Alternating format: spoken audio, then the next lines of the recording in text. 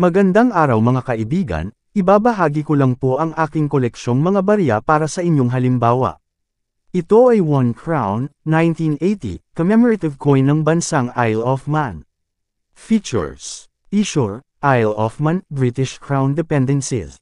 Queen Elizabeth II, 1952 hanggang 2022. Type: non-circulating coin.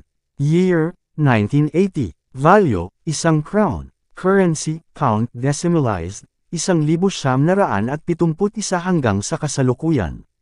Composition: copper-nickel. Weight: 28.47 na gramo. Diameter: 38.61 na milimetro.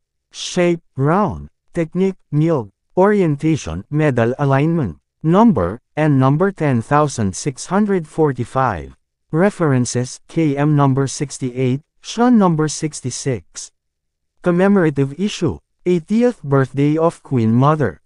Ito po ang price appraisal sa Numista. Very fine, 230 pesos.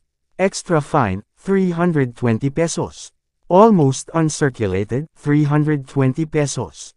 At sa uncirculated naman ay 320 pesos din. Maraming salamat po sa panunood. Please like at i-follow mo ako para sa ganito pang video.